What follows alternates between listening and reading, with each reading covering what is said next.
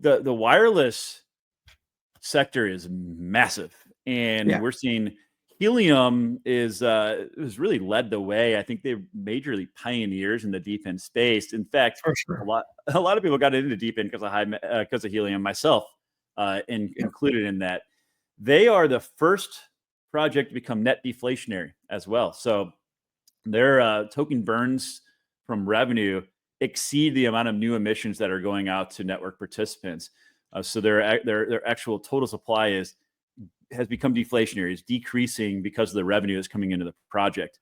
So Can I just very say impressive. that sorry for interrupting, but can I just say I've just been I've spent hours pretty much every day for the last a good while on tokenomics and diving into token economies, and every DePIN project should take note of that. Your token economy should be deflationary. Like there should be less being emitted, being burned or sunk. Yeah, should get to that point. It's really opened up an interesting discussion around token burns and whether or not it should be done from purchase on the open market or whether it should be done from burning out of the treasury. And I think, just like they've been a pioneer in getting deep into where it is, I think this discussion right now, I'm actually going to be on a space on Friday to talk about this as well. But I think it's really, it's making us look long and hard at tokenomics and how those burns take place, because we haven't seen the price action react the way you think it would from it becoming deflationary. So all that said, I mean, guys, they're doing huge things. They're about to also launch in Mexico. So they have a big deal as announced earlier this year with the telecom out of Mexico. So we should see a lot of revenue growth from there. They also did brownfield sites, so you don't actually even have to buy their hardware if you have, a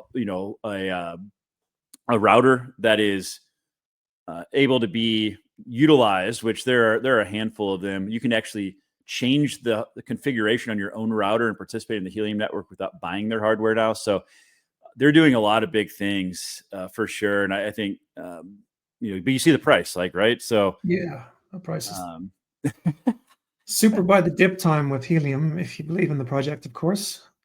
It's that last market cycle, it's really interesting. It's a good overview of what we've seen in DePIN altogether. Is the last market cycle, the prices were completely disconnected from reality. Everything was very overvalued and there wasn't really revenue. Now all of a sudden we're seeing, and you had too much supply, right? In other words, the network was built out, but there's no usage. We're seeing the opposite now, especially this year. Prices have come down and been suppressed so much in DePIN. We're seeing the revenue now is growing. We're to the point now where there's more demand. So customers are like, hey, we need more data, or we need infrastructure in this place, as opposed to the opposite problem of having infrastructure that wasn't being used. So it's been really interesting to see this shift.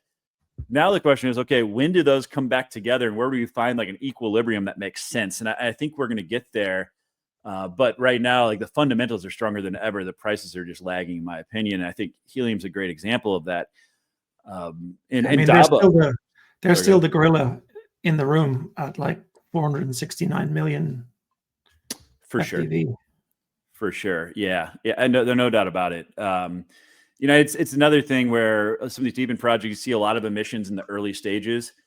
And then Helium has become net deflationary, but it's almost like the fundamentals had to catch up to that early deflation, or early emissions that went out. And I think we're getting there. I think we're finding this equilibrium, and it'll be a good case study to look back at for sure